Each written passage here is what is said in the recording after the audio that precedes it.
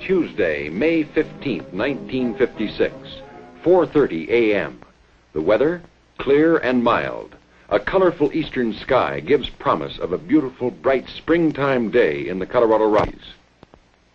The first rays of the sun have not yet penetrated into the canyon of the Colorado River at Bond, 129 miles west of Denver, where 5 railroad men are just reporting for work, called for the SPD, through eastbound connection with Southern Pacific.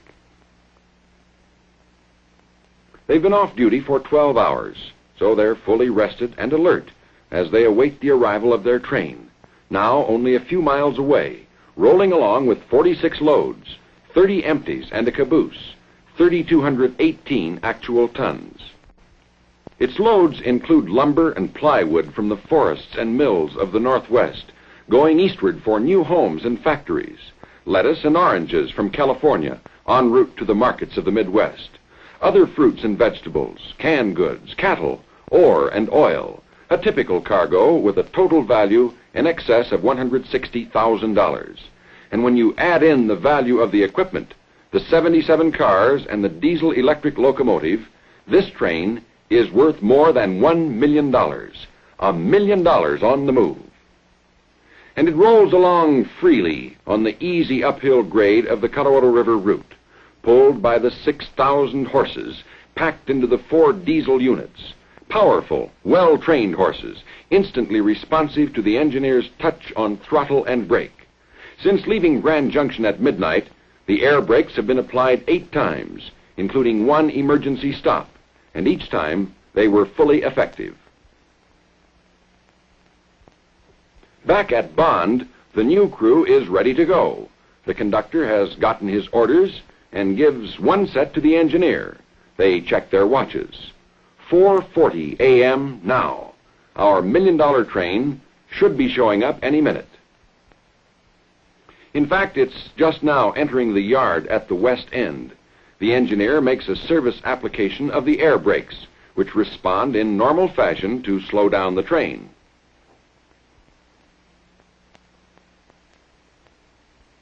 And here she comes. These 3 men, fireman, head brakeman, engineer, will ride the head end for the final 129 miles into Denver. The conductor and rear trainman will ride the caboose. All are skillful, careful, experienced railroaders. Between them, they have a total of 114 years of railroad service. The $1 million SPD will be in good hands.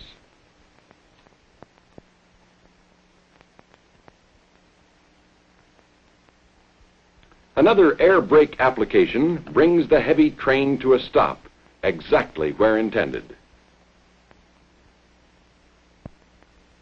In accordance with air brake rules, the incoming engineer leaves the brakes applied. 2/3 of a mile away, a car inspector makes a visual inspection to be sure the brake application is effective all the way to the rear of the train.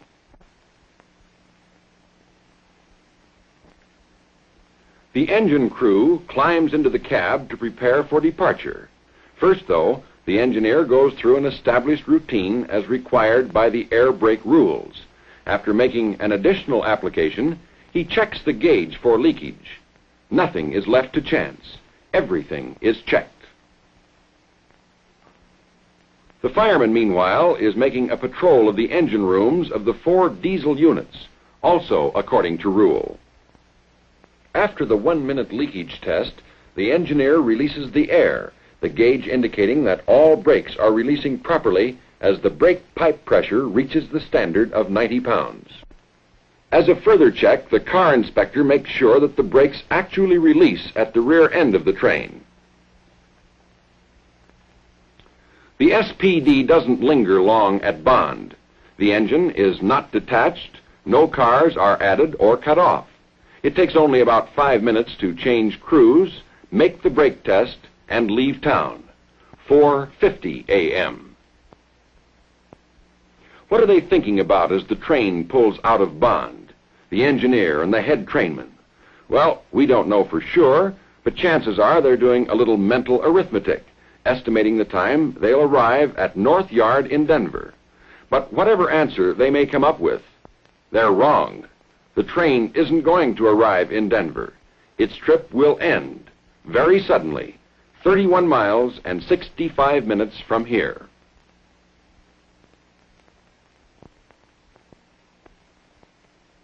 Conductor and rear brakeman swing aboard as the caboose moves slowly by.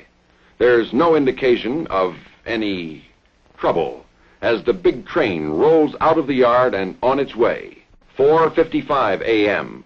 Just 1 hour to go as the engineer widens out, increasing speed to the authorized maximum for this canyon territory of 35 miles an hour. The powerful diesel engines are roaring in harmony at Yarmany as a high green block signals clear track ahead. Here the fireman enters the cab after his patrol of the engine room, where he found everything in order, all 64 cylinders working as a team. 3 men in the cab now, 3 experienced railroaders, all alert and capable.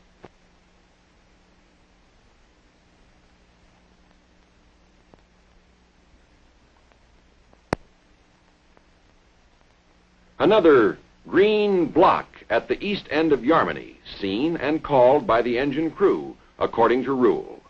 5:05 a.m., 50 minutes and 25 miles to go.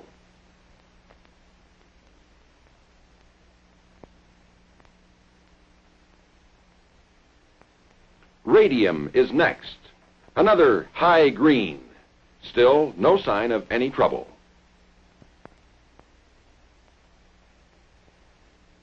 Here the head brakeman looks back along his train as operating rules require him to do at frequent intervals.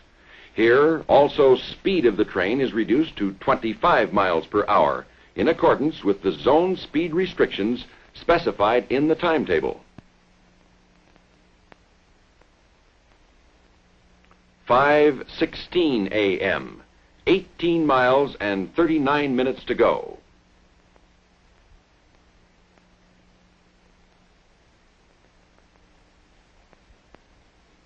Azure, the SPD is steadily clicking off the miles. All 3 men, engineer, fireman, head trainman, are still in the cab, still alert, as the $1 million train approaches the deepest, steepest part of Gore Canyon. Green block. It's after sunrise now, but the canyon is still in shadow. 5:30 a.m. Just 13 miles and 25 minutes more.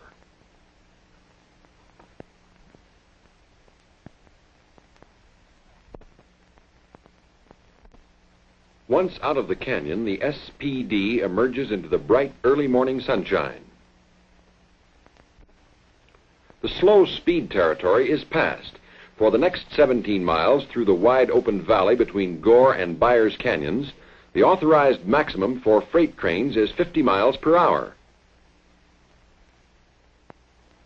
Another green block at Gore, plainly seen even though the train is heading right into the sun. The fireman leaves the cab at this point to make another routine patrol of the engine rooms, which usually takes about 15 minutes. He doesn't know it, but there is not that much time left. 2 men are in the cab now. The brakeman has been railroading for 29 years, the engineer for 36. He's run engines over this territory for more than 20 years. The safety of this $1 million train, and their own safety and that of their fellow crew members, is in capable and experienced hands.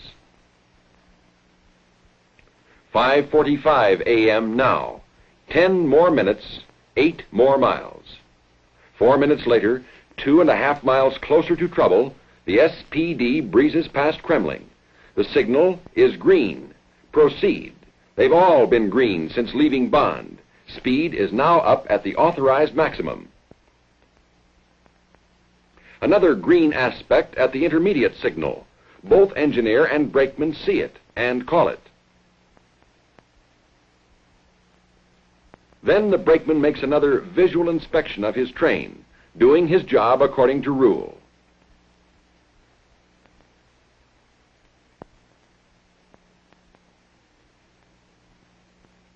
These two men are a good railroading team. They've known each other and worked together for many years, so naturally they have a good many things to talk about. Then, too, as the engineer later testified, frequent conversations help keep them awake, which is mighty important to say the least. While they're talking, let's look ahead a couple of miles. Approaching from the east is the MX, Moffett Extra, pulled by a 3-unit diesel.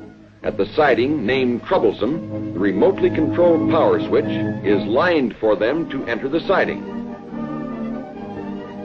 The red over yellow signal indication means proceed at medium speed through turnout. The MX is a local freight train en route to Phippsburg on the Craig branch with 24 loads and 20 empties.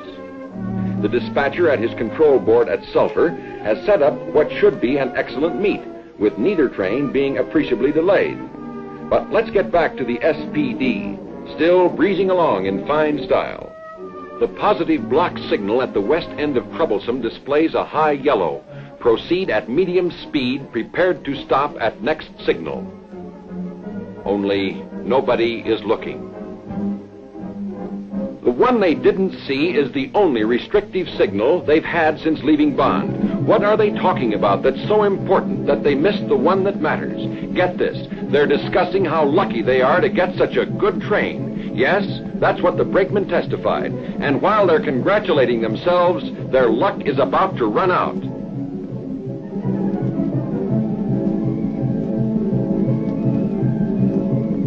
Suddenly, the engineer realizes what's happening. He slams the air brakes into emergency, but it's too late.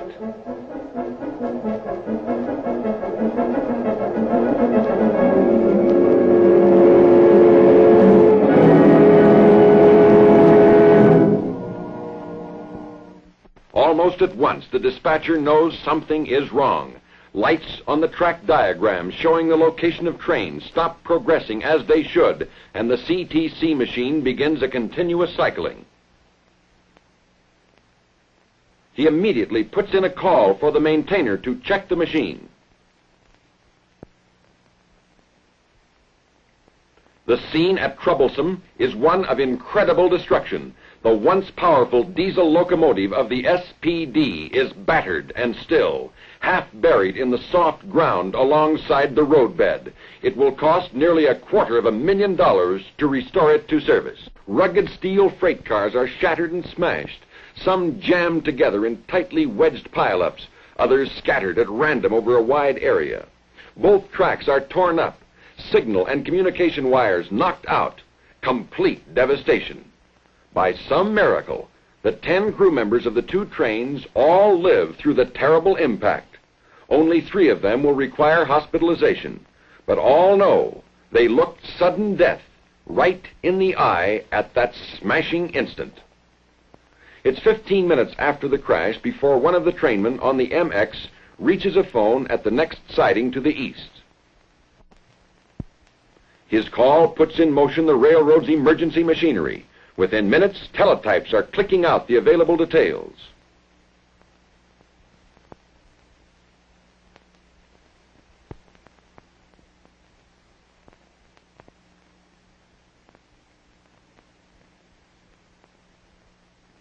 Principal officers are immediately notified by phone.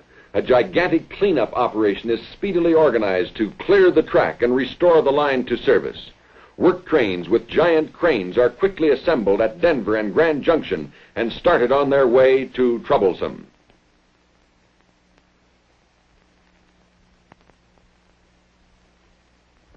As further details come in, transportation officers make arrangements to detour important trains via the Royal Gorge route and cancel others.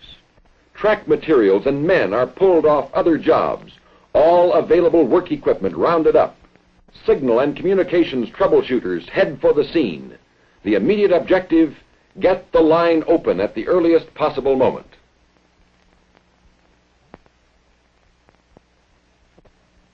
The back-breaking, heart-breaking task was soon underway as men and machines attacked the twisted maze of steel and wood. The giant locomotive crane from Denver went to work on the pile-up at the east switch where the collision occurred to clear a pathway through the tangled wreckage so that the torn-up track could be restored to serviceable condition and the railroad reopened for traffic. Time enough later to think about salvaging damaged equipment and lading.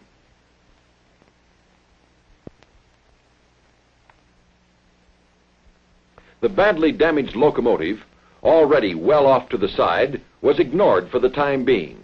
In all, 60 cars from the two trains were smashed, many of them hopelessly beyond repair. Damage to equipment, not including the locomotive, totaled nearly $60,000.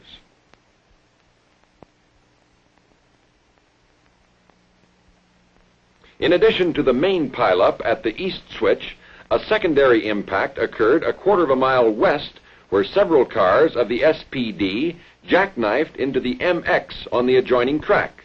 The big hook from Grand Junction was put to work clearing wreckage at this point. The first wrecking equipment arrived on the scene about 10 a.m., and from then until 5:15 the next morning, nearly 24 hours after the accident, men and machines never stopped working. Total cost to the railroad for wrecking expense reached $25,000, and that's out-of-pocket expense only. It doesn't include, for example, the time of division and general officers who directed the operation, which normally would have been spent in productive activities. While the powerful crane was pulling and tugging at the wreckage, truckloads of ties and other track materials were arriving and being unloaded for the necessary track rebuilding. Working off the track, heavy bulldozers equipped with powerful winches were aiding in the task of clearing the line. Their use expedited the wrecking operation considerably. So tightly wedged together were some of the wrecked cars, it was often very helpful to be able to pull in two directions at once with crane and bulldozer.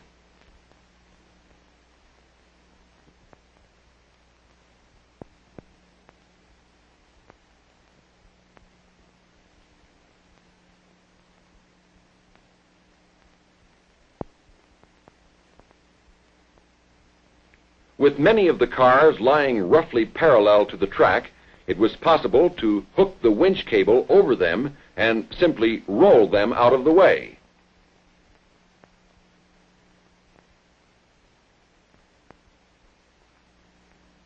Car by car, the wreckage was disentangled and moved aside, an agonizingly slow process, but progress was being made.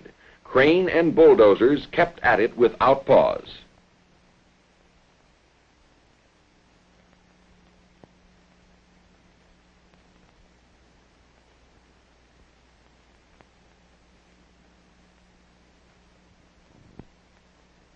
Meanwhile, freight claim agents were surveying the situation and making plans to salvage as much as possible of the damaged lading and get it on its way to consignees.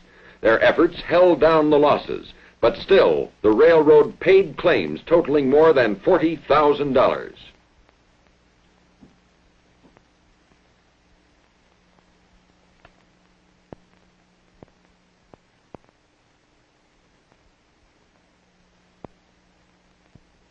At the secondary pileup, the big hook from Grand Junction was making good progress.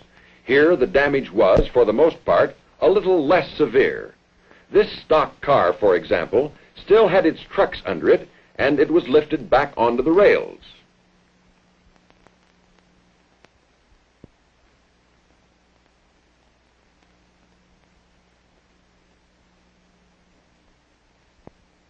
The laborious task went on and on. Not until the first train was by at 5:29 the next morning did the work crews at last take a much-needed rest. More than 2 weeks were required to complete the job of salvaging equipment and cargo and rebuilding track. Restoring the railroad to its former condition at this point cost more than $17,000.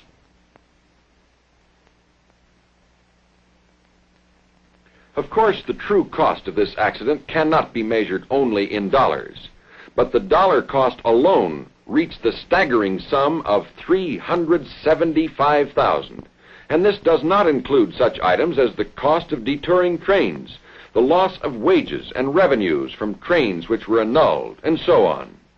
But of even greater importance are the long-term effects on the railroad and its employees, most particularly the 10 men directly involved, the 10 men who faced sudden death because of the momentary carelessness of 2 of their number. Who can put a price tag on that?